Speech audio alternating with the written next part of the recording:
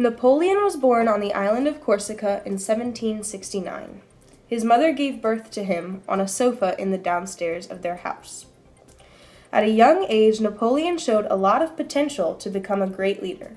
He showed that leadership while he led snowball fights at the Brienne Military Academy in France. Napoleon Bonaparte was an expert at the new way of fighting known as firepower, and he soon became an officer in the French army at the young age of 16. As a strong believer in the French Republic, Napoleon drove the Royalists out of Paris using artillery, thus saving the National Convention.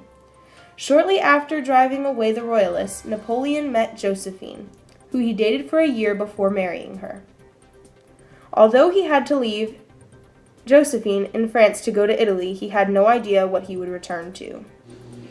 While in Italy, Napoleon revolutionized the art of their warfare, and the rumor started that he was invincible during battle. He won many battles and claimed several victories. When he returned to France, he found out his wife Josephine was having affairs.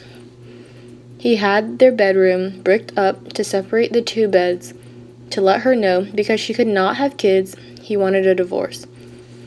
Napoleon became the laughingstock of Europe because his personal letters were published in the newspaper. The Battle of the Pyramids in Egypt was fought between Napoleon and the British. He hoped to take the colony of India. Back in France, Napoleon took over the government and enforced the code of laws and education while hoping to spread nationalism throughout the country. In 1804, Napoleon crowned himself Emperor of France and overthrew the monarchy, betraying many of the French citizens. After divorcing Josephine, Napoleon married Marie-Louise, and their son was given the title of King of Rome. Napoleon's biggest mistake was invading Russia.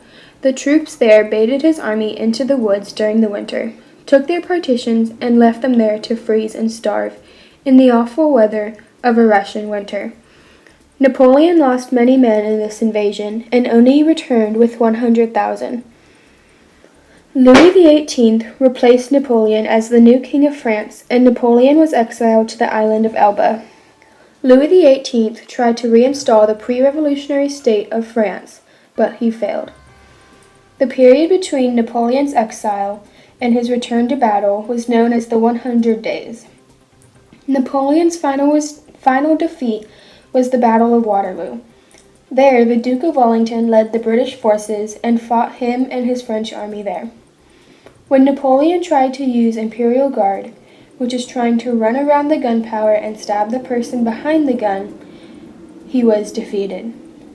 Napoleon was finally exiled to the island of St. Helena, where he ended up dying.